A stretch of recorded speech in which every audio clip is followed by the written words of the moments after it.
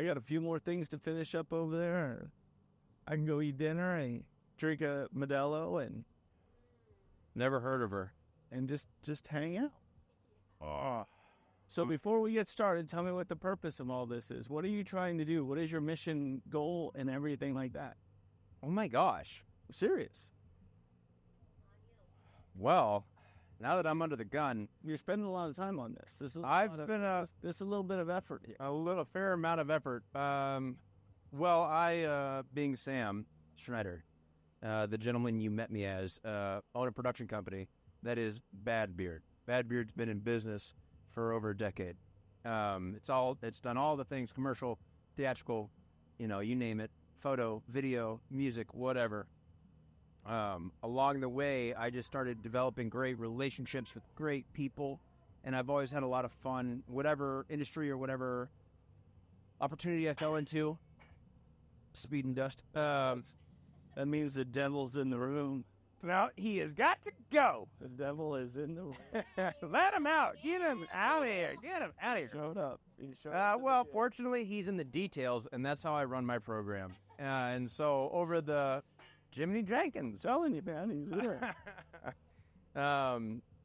However, I long developed those relationships and did the business I did. Fast forward to today, the business I'm in here on the East Coast where we're at in Atlanta, film business. We had a strike in my union, and so I had a little time to reposit things and finally put together a program that I would feel comfortable with the level of production I run at, which I didn't want to do a podcast where it's just a mic and I'm a visual guy. I'm a big visual creative. And so it only made sense. Hey, Mama, you straighten up that middle guy? What do you mean? No, you did it. Happier. That I had the time to put together a podcast, which is kind of foreign to me. I'm not a subscriber necessarily to podcasts, but I do subscribe to humans. And so I had the opportunity to put together a show as I saw fit that is visual, that is just conversation. And so I meet individuals like you. And so what we're doing today is literally just a compounding effort of all of those efforts to have real conversations with real people. And today that is you at the end of our day after 72 hours of knowing you. So what's the end goal of the whole project? Bad Beard as it stands, as we move into an artificial age, I want to be a personality, a persona non grata that you cannot replicate. It is enough to, you can manufacture voices, likenesses, images, all things. But as my brand expands, it's indiscernible for me. And so if you want to hire Bad Beard, it's me. And so it's not that you can take what I'm doing and replicate it. Oh, no, you got to hire me. And so if I have the relationship with you, you got to hire me. If as that works, right? And so that could be an OEM, that could be you name it, Chuck. If my relationship is the valuable asset, then that is who you have to hire, and that is how I will continue to survive and thrive into this next idiom of experience that is life. And so, what am I doing? I'm just trying to be relevant 50 years from now. If I don't make it past that, all the better. I got to go to sleep. And what's your role in it all? She's the aesthetic queen. You think I'm going to make You're this? the set designer? Signed, sealed, delivered. Set designer. Like and subscribe. And this is Megan. It's MeganHammond@gmail.com. Don't stalk my lady. Yeah, don't do that. Well, and so I've only and so this is the show. You are Andy Myers. Andy Myers of Acclaim, because we have met here on this wonderful Road Atlanta Moto America weekend. But Motorcycle race. Somebody was doing something, but we were out just being ourselves, and that's where I met you. And you helped me because I'm not the frequenter of these events with my tent. Helped me secure before the rainstorm. And then likewise filled me in and gave me some coffee too. So what is the best introduction? As I've known you for 17 hours, I've heard so many stories. Where do I even start? Just Andy, and I hang out really well. I'm really good. You look hanging comfortable. out. I hang out really well. I'm really good at that. Yeah. And I don't do a whole lot more. I own a couple brands in the motorcycle little world, and One of them is called Champa, and we make headwear for Harley riders and BMW. Underneath the helmet? Everywhere. All the thermal gear. Got it. I've been doing it forever. Made for Special Forces. I've made for REI, Columbia. I shouldn't say those names, but I've done stuff for them in production. I've done quite a bit in my life as far as designing and making stuff for people. And it is what it is. And then of course I own some expo companies, exposition companies. What does that mean? I'm sorry, I don't. So I put on shows. Oh, okay. I put on the Dirt Expo in Arizona at Westworld, Scottsdale. Same place they hold. There's a lot of dirt out there. A lot of dirt. We're Baja kids. Yeah. We are definitively Baja kids. Yeah. And we are desert, we are duners, we're off-roaders. That's a big part. If it has anything to do with off-roading or Harley-Davidson or motorcycles in general, ADV, I'm pretty much in it. All right, so are you, just so I can disassociate one of these, are you guys, with all the rainbow lights and the flippy-floppies on the side-by-sides coming across the dunes, is this you? Nope. I stopped going to the dunes in 2009, and I shouldn't say that either, because I put on one of the largest off-road shows in the country. But I don't go to the dunes. I stopped in 2009 because I used to own a bunch of magazines, and I do video out there and shoot out there, and I've watched one too many people die. Oh. So I moved into a world where I prefer to be out in the middle of the desert, in the woods, solo, Baja. I don't want to be around a whole bunch of people that are unknowns, I don't know what's happening. I don't know what's going on. But I witnessed quite a few accidents out at the dunes, and I made a life decision long before my children were born that I would not. I don't want to. It's great for other people. It's just not my style anymore. So not judging, but just going to leave it be there at the dune. And I want it open. I love it. I love the idea that families go out there and get to do. Well, I haven't been. So this is a free roaming band of misanthropes. This is like the dunes are the best, man. I mean, honestly, if you can go out there on a weekend when there's not a lot of people, in my opinion, that's the best. It's like if you got a dirt bike or your UTV or your quad or your sand rail, it's like going snowboarding, but just carving all day long through the dunes for days. Just super forgiving and just... Well, no, it'll kill you. I've seen 9 deaths out there, but and that wasn't all because of just whatever. But if you're clean and you take care of your stuff and you can do it and you maintain speed and you understand and you listen to the people you go with, you'll be all right. But it's one of the most beautiful experiences you'll ever have. There's nothing like just doing the whole thing. I don't know about it yet, but I'm hyped. It is. I mean, I come for a visit. You show me on a Thanksgiving weekend, they'll get 100,000 plus people out there. Oh, that's too many people. I'm not going. They'll get it'll be 100, maybe even more, maybe 150,000. Oh, yeah, it's big. How big is the space? Like, what is the?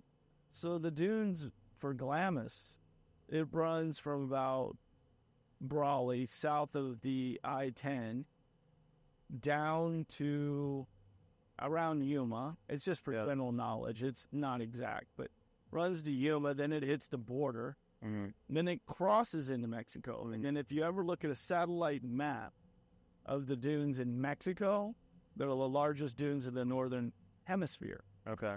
And that dune area is it's a preserve. Right. And it's maintained by the United States government, the Mexican government. And you're theoretically not supposed to go into those dunes, but it is massive. If you went into them, you could get lost and not be found. Yeah. And if you look at it on a map, it would look like my hand, and Glamis would be my finger. That's the difference between the Mexican side and the American side. Yeah. It's massive. But, yeah, it's beautiful. And there's other places, St. Anthony's, Pismo. You go up into Oregon's got dunes, Silver Lake in Michigan, Oklahoma's got dunes. And, it's pretty fun. It's a cool thing if you're into that, Beautiful, actually. It's one of the coolest things. Yeah. So you're essentially you're like Mad Max was what I'm picking up on. Not me, Moody. I'm into racing, so I'm what I've heard a few stories in just the short time we've talked you have a deep background of respect for the culture and all the things, and so you've had a lot of travel. You've experienced a lot of lives. You've worn many hats. I've worn a ton of hats, and I still do wear a lot of hats. Yeah. But yes, I've owned companies in America, Mexico, and Thailand. Bangkok. I lived in all of them. I used to teach Mexican history at the best school in Mexico, which is the Tec de Monterrey in Guadalajara. Un poquito en español, señor? En mi español es más o menos. Sí, okay, así. But I lived down in Guadalajara, and I taught there. I taught international business and the history of Mexico. But I used to fly. I've flown around the world 3 times a year most of my life.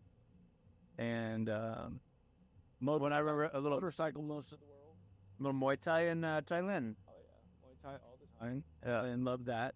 Trained with some great guys. And hung out with some really amazing individuals over Are there. you still fighting? No, I've never fought. Oh, okay. Train. I just work out. It's one of the best ways to exercise. Guys, I've never met a Muay Thai guy that's out of shape. fair. It's true. Watching video, they're just ripped. They're solid. I'm like, that's where I'm going. I know. I've been like holding out, getting back into it, just because I'm like, well, this is like just a lazy stage of life, so I'm just gonna. We gotta chill out. Yeah. We gotta enjoy it. But Well, and I know, like, I'm on the text thread every morning, what time everybody's showing up, and I just know I'm like not ready to, because you got to commit. You can't half-ass it into the experience, because it's like you're showing up, training with others. They depend on you along the way. oh yeah, So there's no. yeah. I lived in the gym for a long time, Yeah. years, but especially over in Thailand, I loved it. It was really nice, you know. But I've done a lot of. I've ridden all over motorcycles around the world. I've ridden bicycles, all of Europe, Eastern Europe, Spain, Italy.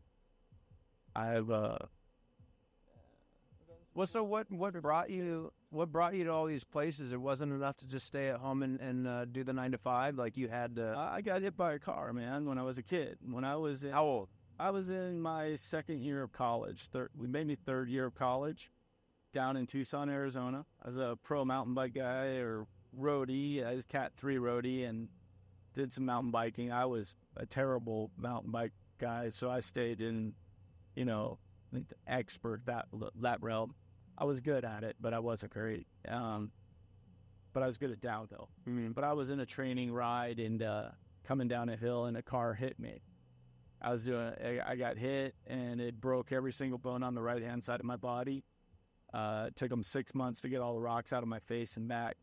And I was in the hospital, and I'm the only kid. So nobody was there. My parents weren't there. Nobody was there. And I was just laying there, and I swear it was God came into the room and was like, you get one chance at life. And from that day on, I've never had a job. I've picked the career path that allows me to do exactly what I want to do. And I enjoy every minute of it. And in less than maybe a year, right after I graduated college, as soon as I graduated, I moved to Mexico. I wanted to live there. And then I jumped on a bicycle. Well, I lived there. I met my wife in Mexico City on my birthday.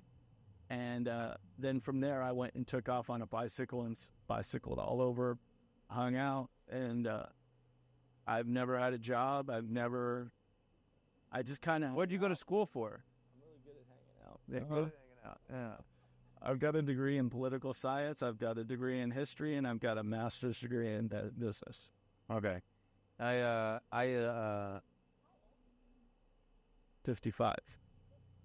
54. Well, it's because when they were getting the rocks out, they tuned them up at the same time. It's like a facial.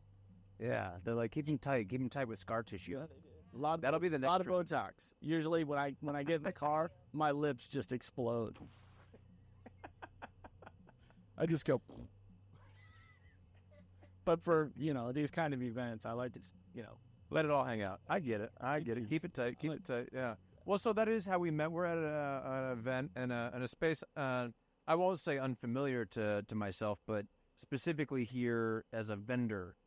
This is arguably, other than at Barber Vintage Fest, which was the first experience that a different version of this, but this is new to me.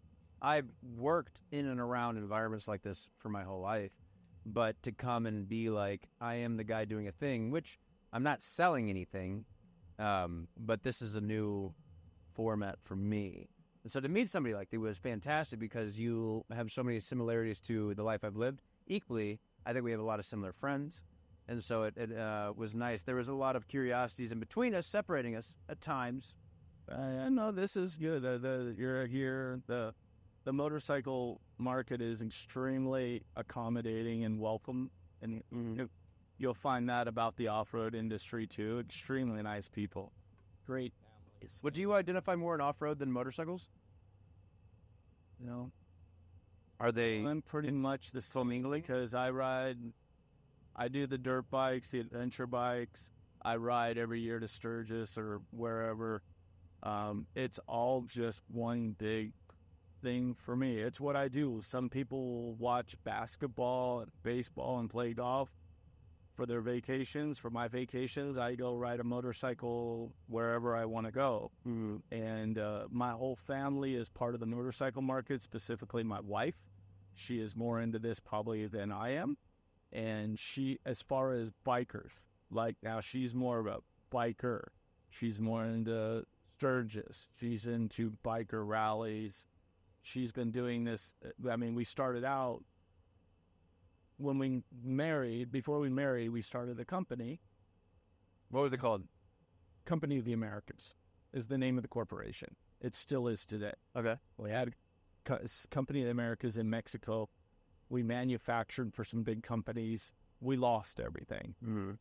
We went... Not REI, not Columbia. We won't say those names. No. That was all right. But anyway, we lost a lot of money, and it caused me and my wife to basically be destitute. And I had to work very hard. And we literally started as kids with nothing because I lost everything I'd saved and everything.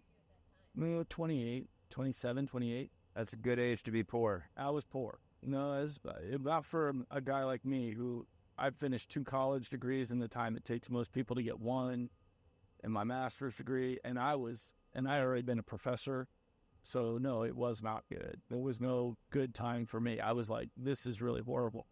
So we were in Arizona Bike Week, and I started with 2 milk crates and a piece of wood with some products sitting on it. We just sat on the curb. 2 little homeless kids, basically, with no money, and everybody bought everything. And one of the biggest Harley-Davidson dealerships, Bob Drone Oakland Harley-Davidson, called us like the next day and ordered from us. And then the biggest distributor at the time for Harley-Davidson products called and placed orders with us. They didn't even know us. They just called. And it began, my parents brought us we went in my parents' garage, and we cut and sewed all night long. This is in Phoenix at this point? It's in Chandler, and we worked. And everybody knows Champa from Champa. Everybody in the motorcycle community, it was because we were road warriors. We did shows in America, Europe, all the time. Every year, we'd probably do 60 to 70 shows a year. And these got to be bets. We had big trucks on the road all the time. We really opened our factory in Mexico. Well, what is that ramp from selling it on the curb to then escalating sales that you're getting? How long was this? 5 years? Was it? Oh, no. Me and my wife were at the $1 million mark within about 2 years. $1 million. We were doing $1 million plus. 2 years. About 2 years. Hey, I don't know if you can see her Bad Beard shirt over there. Check it out. That is... There it is. Quality material. Well, and so what are you saying? Rocket ship. Yeah. We became a staple in the industry. The biker community took us under their wings. A lot of the guys, a lot of the big companies. Drag Specialties is still today. Their Parts Unlimited is still amazingly good to me. Yeah, so we're blessed. We're really blessed. Like, we have no credit cards. We have no debt. We've done everything just by, as we work, we just build the companies and we grow, and that's it. And it hasn't been easy. We've had a lot of hard times and financial problems, and it's been rough. But at the same time, we worked really well at it. Me and my wife put in a lot of hours. We're best friends. She is my everything. I mean, if I lost her tomorrow morning, it would be the worst thing in my life. And if but if she divorced me tomorrow morning, I'd be like, you get it all. You're more than equal in my company. And there you can have that on court dates. I don't care. I can live in a tent. I don't care where I live. You could borrow mine. It's pretty nice. Yeah, I've got one like it. But no, I'm blessed. Yeah. Really lucky, and like I said, and then the off-road community, she's from Baja. We're into Baja. We love that, and we had an amazing experience with various teams in Baja. When we were really at our peak with the clothing company, we were sponsoring trophy trucks, Class 1 cars, full motorcycle teams. At one point, I would have to say the Champa brand in Baja racing was probably Premier, one of the biggest. Like we did amazing down there. We had Pistol Pete Soren, who was one of the legacy racers in Baja racing for us, which can't refute that. We had Josh Rigsby with Class 1. We had Craig Anastine. We had Lyman Shear. Lyman's completed 13 Bajas on bikes, and I had his whole group. I had I had Steve Hangeveld riding, gear for me, which he's the most winning Baja champion ever. Well, so how do you explain Baja to somebody that's never heard of Baja? Watch Dust to Glory. Okay, fair. So Dana Brown, I don't know, you're into movies, so documentaries. Dana Brown made On Any Sunday, and then I'm sorry, not Dana. Dana made Dust to Glory.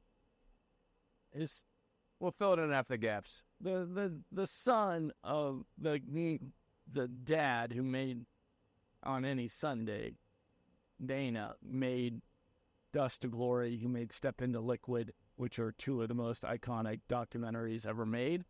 And of course, he comes from his father, which is amazing legacy, right? So, but Dust to Glory is definitely the movie you want to watch to learn about Baja and see it. So I'll interject. Yeah. I don't disagree with you from my vantage point, my perspective of knowing individuals that would introduce me to Dust to Glory or Step Into Liquid, which I've seen on everybody's TVs. If I just walked into somebody's house on the West Coast, it would be playing or something like that. But I would go back further and like Fear and Loathing. Yeah. I would say that would be the first place that if I was going to explain it to somebody that's never even understood it, I go, remember that scene in Fear and Loathing? Oh. And it's Hunter S. Thompson out in Baja. Because, like, nobody knows. Like, it's just an interesting thing. When you're deep in it, you don't know that nobody knows. But I'm on the East Coast. I came up in Florida. Yeah, it's a hard thing to explain Baja, man. It's like... It's everything you thought about Burning Man, but add motor vehicles and then call it Mad Max and just give it hell. That's King of the Hammers. Well, it's not like give it a little this, a little that, a little left, a little right. Hammers is amazing. Baja's hard to explain, man. It depends on how you go. If you just go to travel and, go see it, cool. If you race it, it's cool. If you pre-run it, cool. If you just hang out with your chick, it's really cool, Well, so then I've only known you within the 72 hours, and this has only been a subsection of the conversation we've had, because you're also in product development. Yeah. And so as you report that you do X, Y, and Z, you're like, well, I actually do product development. You hang out. You're a pro hang-outer. We're hanging out right now. Yeah. But you got a fair bit of skin in the game when it comes to development of products, and we've talked about a couple things. Quite a few patents. Well, what brought you to that? You're a fabricator. You're a machiner. So I got sick of people stealing my shit. That'll do it. No joke. I was like, okay, we're coming back into this. I've been ripped off all my life. People stolen everything I've done, just about. And I got tired of it. So me and my lawyers, we sat down and we were like... I like how you that was me and my lawyers.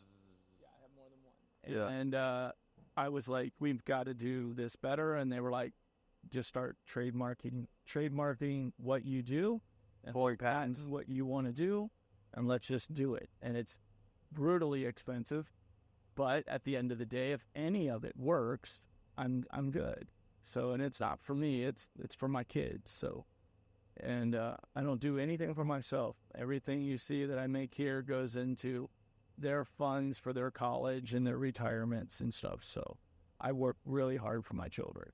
And that's all legacy for them. Yeah. Generational wealth. I guess that's how you would put it today. I've heard it described as such. But then as a professional hanger-outer, I'm good at that.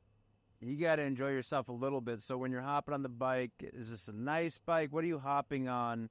How far are you going? Are you resting your head on a rock, or are you at the the Hilton? It depends. So How many Marriott points you got? I am a Hilton lifetime. Oh, excuse me. Yeah, Diamond. There we go. Lifetime. Yeah, I don't even need points anymore to manage the status. I just walk in and they give me my rooms. They go, we recognize that buzz cut. No, serious. Hey, you're dating me. He's got a wife. I didn't say all that, but it is true. Yeah. I don't need points. I have millions of points with that.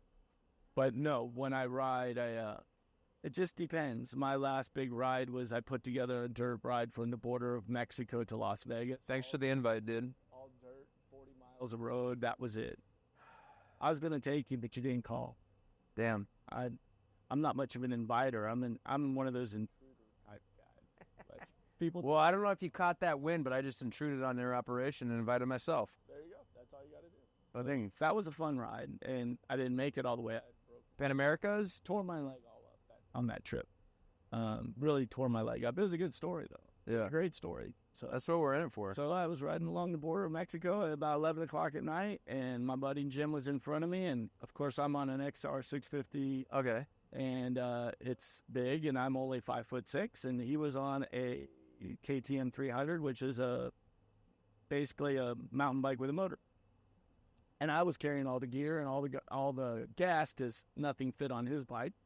So I'm riding, and he cuts in front of me, and What's his name? I get Jim. Yeah, and I get roosted, so I go to get out of the way, and I hit a bunch of silt.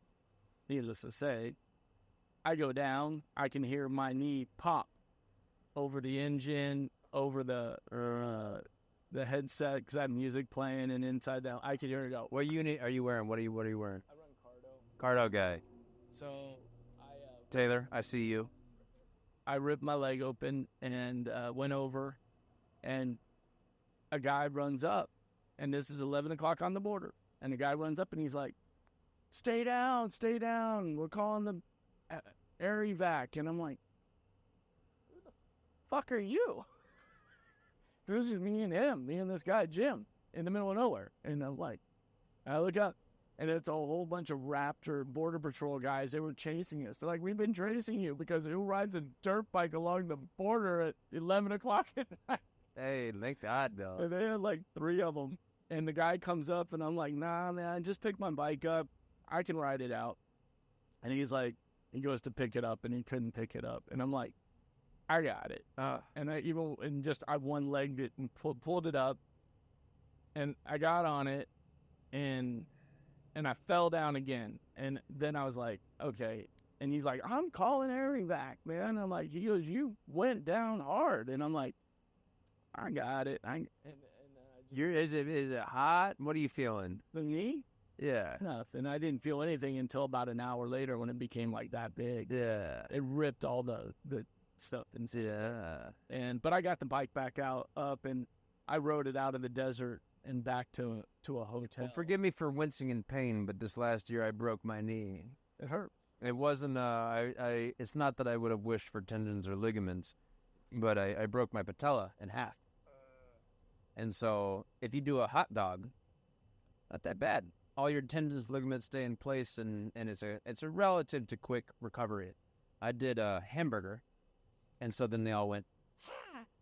And so then instead of when you, as you would know, for recovery, they want you to start using it straight away. I was just here for 6 months, and they're like, "That's it." Oh, Dude, what a kick in the dick. I've been injured before, but that was an interesting story. Oh yeah, my story is not nearly as good as that. I did that. I've been in pain. You've been everywhere, man. They wrote that song about you. I've been in pain. I've been in pain everywhere. Yeah. Well, so when you just lean back in your chair, you're hanging out, which we are. I really do. That I'm really good at hanging out. when you just lean back and you speculate and postulate and just decide, where do I want to go next? What pops in your head? Do you want to go back to like Thailand? Do you like, Indonesia? You're a Bali guy. No. You like home? No, I travel. You're a road dog. I do. And my next trip is after Sturgis. I'll ride to Sturgis, do that. I'm about to ask when Sturgis is. I don't know. I've been like the last 8 years, August. Yeah. And then I'll go to, as soon as that's over, I'm going to start riding. I was supposed to. Sorry, Chris Callan and Cycle Source and all of you guys. I was supposed to already be on my trip to Panama, but I'm not doing. I haven't done it yet because I got overwhelmed with some obligations. Yep. And so after that, I believe we're going to take the ride, and I'm going to just cruise down to Panama, and I'm going to stop at various coffee plantations and do some documentaries and just chill out and do Oaxaca, Chiapas, Guatemala, Nicaragua, Honduras. Are you a surfer? No, but I learned to surf in Costa Rica, but I suck at it. But That's all right. That's all right. That's all I right. ride motorcycles and do off-road. Yeah. I don't fly planes either. Not yet. No. But anyway, yeah, that's the next big ride. Cool. That's it. Well, I tell you what, man. We've been neighbors only a short time, and I've appreciated every moment of your time. I appreciate you sharing the signs that have fallen from my framing. El Diablo's a key. But I look forward to our next endeavors and where we're able to connect and meet again. Hey, come ride with us. Come ride or come down to Arizona and come to the Dirt Expo. Yeah. Well, clearly I need lots of education on things dirt. So Dirt's I like dirt. I do well in dirt. you sound like Kevin Costner from Waterworld. Dirt. Remember? So my video guy Remember? just did a whole thing of The internet's gonna like that. with Kevin Costner. Oh shit. He just did. He just went to Kevin Costner's house and shot videos with it. Shot Kevin Costner while Kevin Costner was making movies. Damn. Yeah. Well, one day if I hang out as hard as you, maybe I'll be as cool as you. But until then, Just hang out. I will appreciate all the time I get with you, man.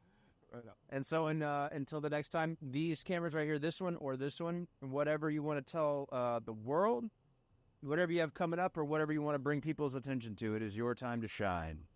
Ooh. No pressure.